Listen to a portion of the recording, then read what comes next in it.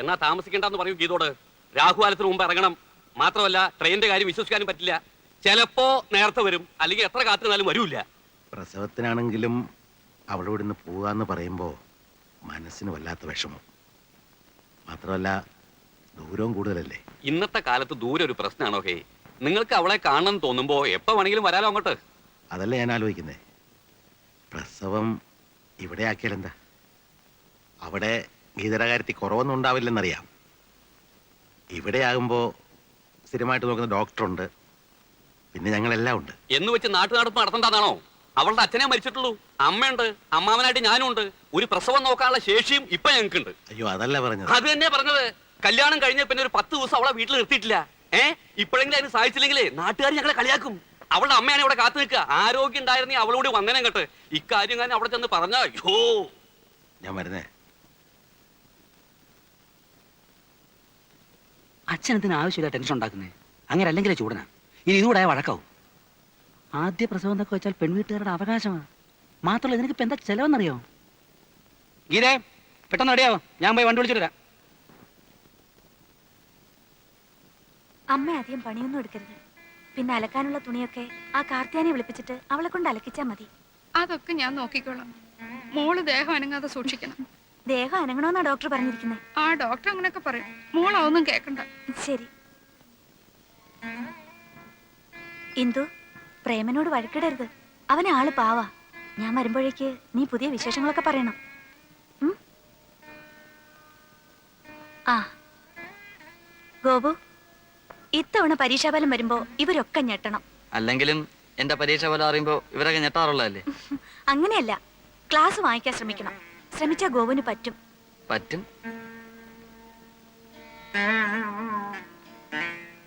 അച്ഛാ, മഞ്ഞത്തൊന്നും ഇറങ്ങി നടക്കരുത്.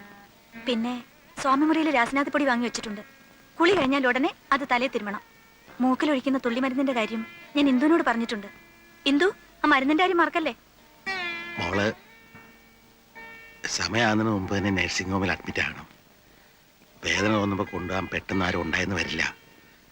പിന്നെ അച്ഛനൊന്നും പേടിക്കാതിരുന്നേ. ഇത് കണ്ടോ അമ്മേ, അച്ഛനെ പേടി മുഴുവൻ. അല്ല, ആദ്യമായിട്ട് മുത്തശ്ശനാകാൻ പോലെ, അപ്പൊ അതിന്റെ ഒരു അതെ അതെ അതെ. വേറെ പിന്നെ അമ്മേ, വടക്കേലെ കാർത്തൂന് ഇന്നലത്തെ നെയ്യിന്റെ കാശ് കൊടുത്തില്ല, അത് കൊടുക്കണം. പിന്നെ നമ്മുടെ മുളയടിക്ക് ദിവസം വെള്ളം ഒഴിക്കണം. അതൊക്കെ അമ്മ നോക്കിക്കോളാം. വണ്ടി വന്നു, ഒന്ന് വേഗം ഇറങ്ങ. ഒരു ടാക്സി വിളിക്കായിരുന്നില്ലേ മോനെ? ടാക്സി പോയാലും ഓട്ടോറിക്ഷ പോയാലും സ്റ്റേഷനിൽ എത്തിക്കോളൂ. ടാക്സി ആകുമ്പോൾ 25 രൂപ, ഇതാവുമ്പോൾ 10 രൂപ നിൽക്കും. വാ, 2 രൂപ കൂടുതൽ തരാന്ന് പറഞ്ഞു. തരത്തില്ലെന്ന് ഞാനും പറഞ്ഞിട്ടുണ്ട്. സൂട്ടിച്ചായ കയറ, സാരി ഒന്നും കുത്തിക്കരുത്. അപ്പൊ പൈസയുടെ കാര്യോ? ആള് കയറട്ടോ. ഒരു ഓട്ടോ കൂടെ വേണ്ടി വരുമോ? എന്തിന്? ഇനിയും കയറുള്ള 7 എണ്ണം വേണമെങ്കിൽ.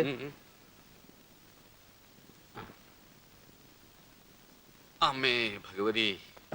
അച്ഛാ, നാളെ ഞാൻ വരും.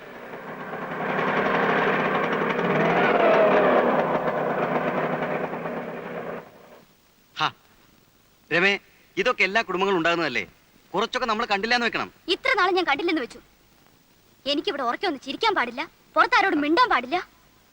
ഇന്നലെ ഫ്രിഡ്ജ് തുറന്നപ്പോ പറയാ അറിയാൻ വയ്യാത്തവരാവൊന്നും തുടണ്ടാന്ന്. എന്താ ഞാനിതൊന്നും കണ്ടിട്ടില്ലേ? അമ്മയുടെ സ്വഭാവം അതാണെന്ന് വെച്ച് അതങ്ങ് സഹിക്കുക. വേണ്ട, ഞാൻ ഇവിടുന്ന് വലിഞ്ഞേറി വന്നൊന്നുമല്ലല്ലോ. എനിക്കും വീട്ടുകാരൊക്കെ ഉണ്ട്. പക്ഷെ എനിക്ക് എന്റെ അമ്മ മാത്രമേ ഉള്ളൂ. അമ്മയാണ് എന്നെ വളർത്തി ഇതുവരെ ആക്കിയത്. നീ വന്നെന്ന് കരുതി അമ്മയെ പിടിച്ച് പുറത്താക്കാനൊന്നും എനിക്ക് പറ്റില്ല. വേണ്ട, ഞാൻ പുറത്തു പോയേക്കാം. അതാണല്ലോ ആവശ്യം. ഇവിടെ കാലുകുത്തി അന്ന് മുതൽ കേട്ട് തുടങ്ങിയത് ഓരോ കുത്തുവാക്കൾ. അമ്മായിമ്മ പോരെന്നൊക്കെ കേട്ടിട്ടുണ്ട്, പക്ഷെ ഇങ്ങനെ ഒരു പോര് ഞാൻ കണ്ടിട്ടില്ല. കൂടുതൽ സംസാരിക്കണ്ട. ഇന്നലെ കയറി വന്ന നീ ഇവിടെ ഭരിക്കാന്ന് വിചാരിക്കണ്ട. ആരെന്ത് കുറ്റം പറഞ്ഞാലും എന്റെ അമ്മ എനിക്ക് വലുതാ. അത് കഴിഞ്ഞിട്ടേ ഉള്ളൂ നീ.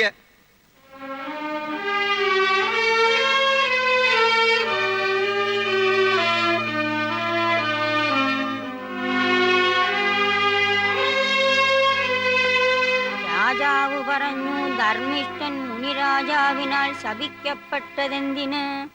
നടുവകത്തെ അയലിന്മേൽ വെള്ളത്തുണി ഞാത്തിയിടും. പഞ്ഞി കൊണ്ട് മീശയും താടിയും വെക്കും. നിഴൽ നാടകം. അമ്മയാണ് എന്നും കാഴ്ചക്കാരി. എനിക്കന്ന് 5 വയസ്സാ. ഇത്രയും കൂടി വലുതായപ്പോൾ കാലൂന്ത് വയലിലെ വെള്ളരിപ്പന്തലിലേക്ക് അരങ്ങ് മാറ്റി. വിഷമമാണ്. ഒരു സുപ്രഭാതത്തിൽ അഭിനയത്തോട് വിട പറയണമെന്നൊക്കെ പറഞ്ഞാൽ എനിക്കത് സാധിക്കില്ല. ഇത്രയും കാലം അഭിനയിച്ച ഏട്ടൻ എന്ത് നേടി? ഒന്നും നേടിയില്ല. നിങ്ങളുടെയൊക്കെ കാഴ്ചപ്പാടിൽ എന്റെ മനസ്സിന്റെ സംതൃപ്തിയാണ് എനിക്ക് വലുത്. നേട്ടം അത് തന്നെ. ഭാവിയെ പറ്റി ഒന്നും ആലോചിക്കേണ്ടെന്നാണോ? ഞാൻ മുരളിയേട്ടനോട് പറയാം. എന്തെങ്കിലും ബിസിനസ് തുടങ്ങാനുള്ള സഹായം അല്ലേ? എനിക്ക് സൗകര്യമില്ല. ഒരു നാടക നടന്റെ ഭാര്യയായിട്ടാണ് നീ ഈ വീട്ടിലേക്ക് വന്നത്. കൂടുതലൊന്നും ആഗ്രഹിക്കണ്ട, എന്നിൽ നിന്ന് പ്രതീക്ഷിക്കുകയും വേണ്ട.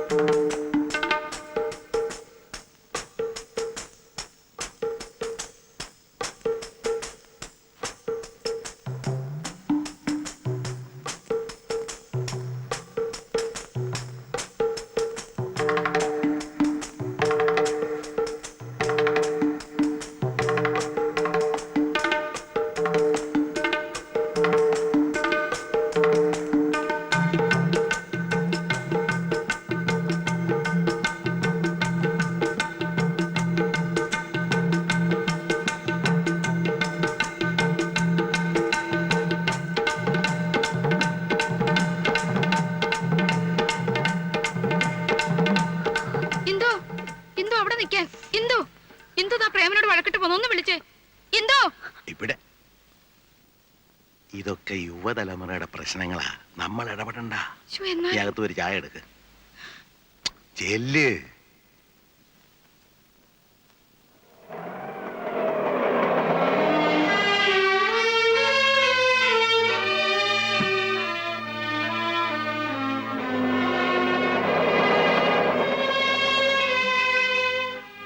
എന്താ മോളെ ഒറ്റയ്ക്ക്?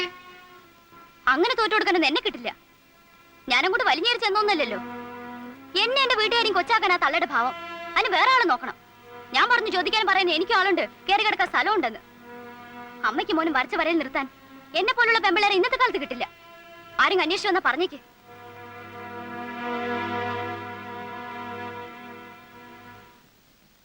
ഇതെന്താ? ഇതും യുവതലമുറയുടെ പ്രശ്നമാ, നമ്മൾ ഇടപെടണ്ട. പൊയ്ക്കോ.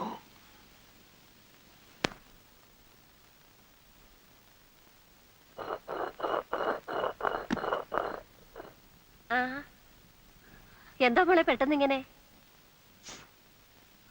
പ്രേമനോടെ?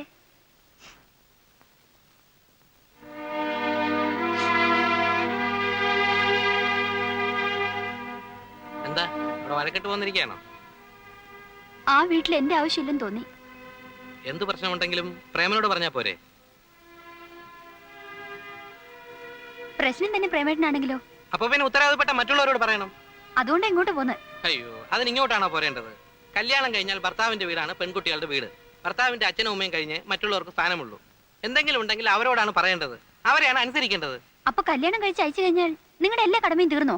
തീർന്നു എന്ന് തന്നെ പറയേണ്ടി വരും. മുരളി, അമ്മ ഒന്നും പറയണ്ട. ഇവൾക്ക് മാത്രമല്ല, പല പെൺകുട്ടികൾക്കുള്ള അസുഖമാണ്. എന്തെങ്കിലും നിസ്സാര കാര്യത്തിന് ഭർത്താവുമായി പിണങ്ങുക, ആ വീട്ടുകാരായിട്ട് വഴക്കുണ്ടാക്കുക, എന്നിട്ട് പെട്ടിയും തൂക്കി നേരെയും പോരുക. സ്വന്തം വീടും ആങ്ങളമാരും ഒക്കെ ഉണ്ടല്ലോ എന്നുള്ള അഹങ്കാരമാണ്. അതിന് വളം വെച്ചു കൊടുത്താൽ പിന്നെ കൂടുതൽ ദുഃഖിക്കേണ്ടി വരും. എന്തു പ്രശ്നങ്ങളില്ലാത്ത കുടുംബങ്ങളില്ല. കുറെയൊക്കെ അഡ്ജസ്റ്റ് ചെയ്യണം എല്ലാവരും. തൊട്ടതിനെ പിടിച്ചതിനൊക്കെ ഫീൽ ചെയ്യാൻ തുടങ്ങിയാൽ പിന്നെ അതിനെ നേരം ഉണ്ടാവും. എന്തൊക്കെ എന്നെ പറഞ്ഞെന്ന് അമ്മയ്ക്കറിയോ? അതൊന്നും അമ്മ അറിയേണ്ട കാര്യമല്ല. പ്രേമനെ അവന്റെ കുടുംബത്തിനെ ഞങ്ങൾ അറിയാത്തൊന്നും അല്ലല്ലോ. വെറുതെ ചീപ്പ് സെന്റിമെന്റ്സ് കളിച്ച് സമയം കളയാതെ എന്റെ മോള് പോവാൻ നോക്ക്. ചേട്ടൻ ഇത്രയ്ക്ക് സ്നേഹമില്ലാത്തവനാണെന്ന് ഞാൻ മനസ്സിലാക്കിയിരുന്നില്ല. ഇപ്പൊ മനസ്സിലായല്ലോ. നേരം കളയാച്ചല്ലേ. ഏതായാലും വന്ന നിലയ്ക്ക് മോൾ എന്തെങ്കിലും കഴിച്ചിട്ട് പോയാൽ മതി. അമ്മ അതിനൊക്കെ ഇനിയും നേരമുണ്ടല്ലോ. അവള് പോയാലും ഇടയ്ക്ക് പ്രേമനായിട്ട് ഇങ്ങോട്ട് വരികയൊക്കെ ചെയ്യും. വാ, ഞാൻ നിന്നെ വീട് വരെ കൊണ്ടാക്കാം. വാ. അങ്ങനെ എനിക്ക് വേണ്ടി ബുദ്ധിമുട്ടണമെന്നില്ല. ഇവിടം വരെ വന്ന എനിക്ക് തിരിച്ചു പോകാനുള്ള വഴിയും അറിയാം. മോളെ,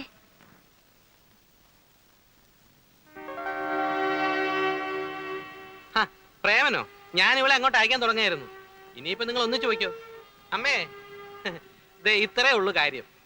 ഞാൻ വന്നത് കുറ്റബോധം കൊണ്ടൊന്നുമല്ല, ഈ ഒരു കാരണം കൊണ്ട് വീട്ടിൽ പ്രശ്നം ഉണ്ടാവണ്ടെന്ന് വിചാരിച്ചിട്ടാ. നടന്നോ. കൊടുക്കാവുന്ന ഒരു ഡോസ് ഞാൻ കൊടുത്തിട്ടുണ്ട്. ഇനി വേദനിപ്പിക്കണ്ട.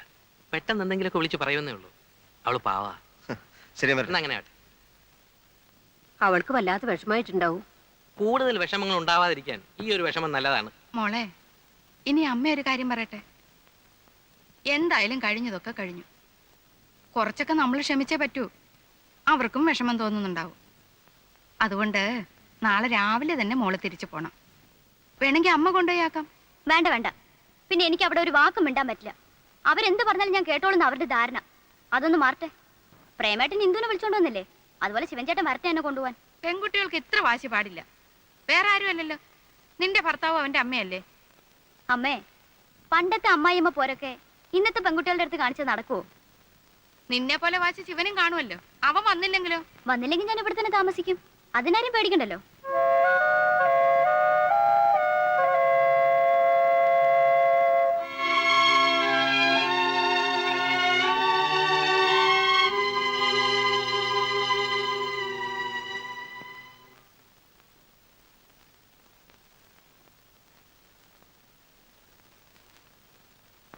അമ്മേ, ആ,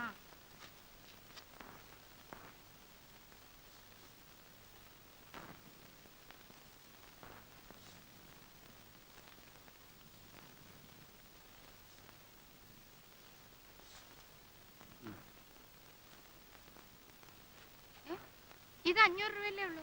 അതെ, എല്ലാ മാസവും 1000 രൂപയല്ലേ നീ തരാറ്? അത് ഞങ്ങൾ രണ്ടുപേരുള്ളപ്പോഴല്ലേ. ഇപ്പൊ ഗീതയില്ലല്ലോ. നിന്റെ കാശും കൂടെ പ്രതീക്ഷിച്ചുകൊണ്ട് ഇവിടുത്തെ ചെലവൊക്കെ നടക്കുന്നതെന്ന് നിനക്കറിയില്ലേ ഉണ്ണിയെ? അറിയാം, അതുകൊണ്ടാണല്ലോ എന്റെ ചിലവിൽ 500 രൂപ തന്നത്. ഇങ്ങനൊക്കെ കണക്ക് പറയാൻ പാടുണ്ടോ? ഈ നിലയ്ക്ക് നിന്നെ 10 മാസം ചുമന്നതിന് ഞാൻ കണക്ക് പറയണമല്ലോ. ഓ, ജീവിതത്തിൽ ആദ്യമായിട്ട് എന്റെ ഭാര്യ ബുദ്ധിയോടെ ഒരു കാര്യം പറഞ്ഞു. ആ, അല്ല, നിന്റെ ഈ എണ്ണിപ്പെറുക്കിയുള്ള കണക്ക് പറച്ചിൽ കേട്ട് ഇവക്ക് എങ്ങനെങ്കിലും പറയാൻ തോന്നിയല്ലോ. കളിയാക്ക. ഏയ്, ഇന്നല്ലെങ്കിൽ നാളെ മാനേരാകാൻ പോകുന്ന നിന്നെ ഞാൻ കളിയാക്കൂ. ആലോചിക്കാതെ ഞാൻ ഒന്നും ചെയ്തിട്ടില്ല. ഈ വീട്ടിൽ വേണ്ടാത്ത ചെലവുകളൊക്കെ കൂടിക്കൊണ്ടിരിക്കുക. കരുതിയിരുന്നില്ലെങ്കിലേ അവസാനം കഷ്ടപ്പെടാൻ ഞാൻ മാത്രമേ ഉണ്ടാവൂ. പഴയ പോലൊന്നുമല്ല. ഇപ്പൊ എനിക്കൊരു കുടുംബമുണ്ട്, ഒരു കുട്ടി ഉണ്ടാവാൻ പോകുന്നു.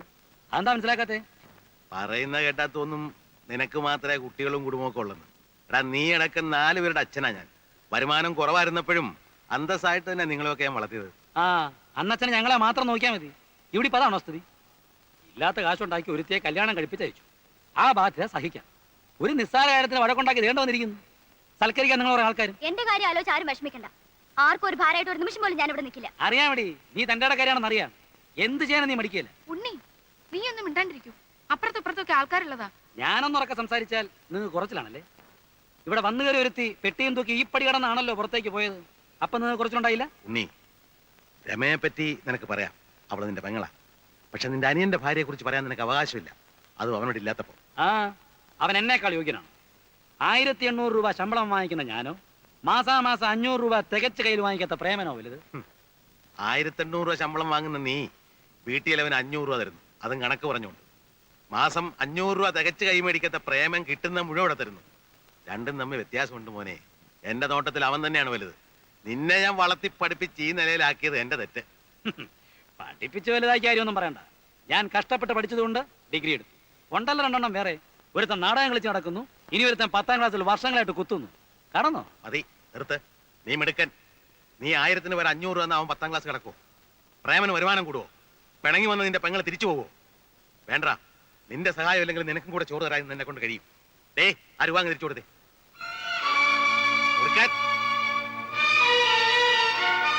കൊണ്ടുപോ. ഇനി നിന്റെ ഒറ്റ പൈസ അവിടെ തന്നു പോരുത്.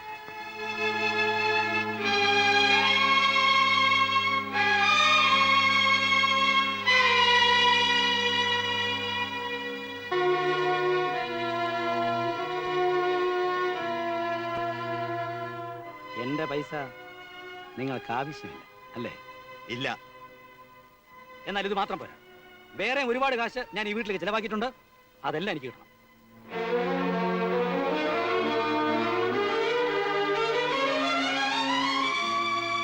എന്നെ ആദ്യമായിട്ട് അച്ഛാന്ന് വിളിച്ചത് നീയാ. ആദ്യത്തെ സന്താനം എന്ന് പറഞ്ഞ് നിന്നെ ഞാൻ ഒരുപാട് ലാളിച്ചിട്ടുണ്ട്. ഈ തോളിലിരുത്തിയാ നിന്നെ സ്കൂളിൽ കൊണ്ടാക്കുകയും തിരിച്ചു കൊണ്ടുവന്നത്. ബുദ്ധിമുട്ടുകൾ അറിയിക്കാതെ നീ ആഗ്രഹിച്ച എന്തും വാങ്ങി തന്ന് നിന്നെ വളർത്തി വലുതാക്കിയ ഞാനാടാ. എനിക്കൊന്നും അറിയണ്ട.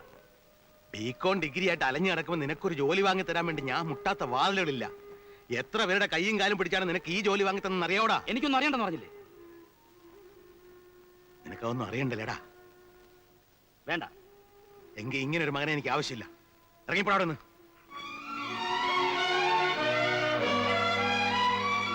അങ്ങനെ വെറും കൈയോടെ ഇറങ്ങിപ്പോകാൻ എന്നെ കിട്ടില്ല. പുന്നാരമ്മയുടെ കല്യാണത്തിനെ എന്റെ പ്രോബ്ലം ഫണ്ടിൽ 25,000 രൂപ എടുത്തു കൊടുത്തത്. ആ രൂപയ്ക്ക് തിരിച്ചു കിട്ടണം. അത് തന്നാ നീ ഇവിടെ നിന്ന് ഇറങ്ങി പോവോ? ആ നിമിഷം ഇറങ്ങിപ്പോ. എന്നാ മരിച്ചുപോയ കാരണവന്മാരുടെ പേരിൽ ആണയിട്ട് ഞാൻ പറയാണ്, ഇന്ന് മുതല് നിന്റെ കടം തീർക്കാന്നുള്ള മാത്രമാണ് എന്റെ ലക്ഷ്യം. അത് തീർക്കുന്നവരെ ഞാനും നീ തമ്മിൽ ഒരു ബന്ധവുമില്ല. ഞാനോ എന്റെ വാക്കുകൾക്ക് വില കൽപ്പിക്കുന്നവരോ നിന്നെ കാണില്ല, സംസാരിക്കില്ല. പിന്നെ കടം തീർക്കുന്നതിന് മുമ്പ് ഞാൻ മരിച്ചുപോയാൽ എന്റെ ചെതയ്ക്ക് തീ കൊളുത്താൻ പോലും നീ വീട്ടിനകത്ത് കാലുകുത്തരുത്. ഇറങ്ങിപ്പോടാ, ഇറങ്ങിപ്പോടാ പട്ടി. ഇങ്ങനെ മാറി നിൽക്കില്ല, അവൻ പോട്ടെ. ഓടാ ഇറങ്ങി.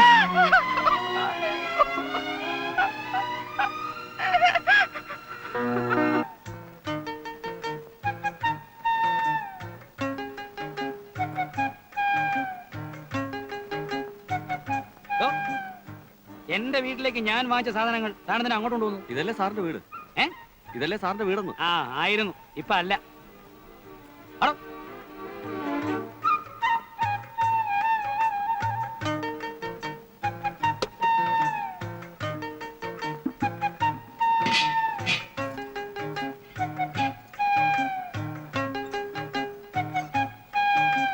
വാ. ആ അങ്ങോട്ട് വെച്ചേരെ. അങ്ങോട്ട് വെക്കാനല്ലേ പറഞ്ഞേ?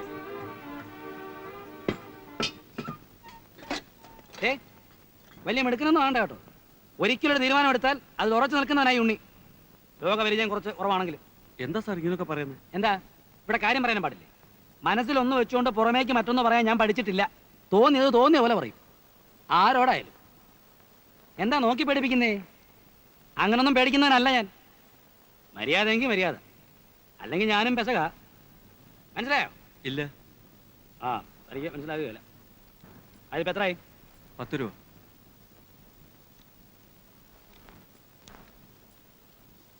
ആ ഇത് 9 ഉള്ളൂ. 1 രൂപ വേണം സാർ. പത്തായില്ലേ? ആ. ആ ഇന്നലെ രാത്രി നീ എന്താ പറഞ്ഞേ? നമ്മുടെ മോനല്ലേ അങ്ങ് ക്ഷമിച്ചു കളയുന്നല്ലേ? ക്ഷമിക്കാൻ നിരത്തിലാവണ്ടേ അവന്റെ പോക്ക്?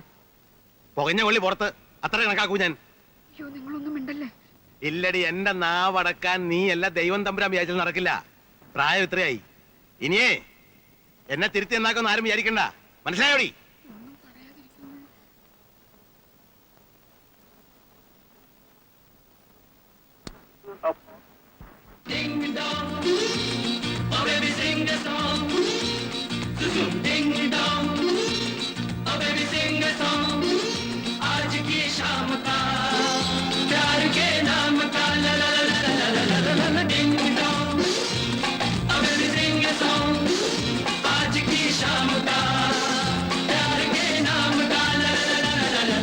जब जब जब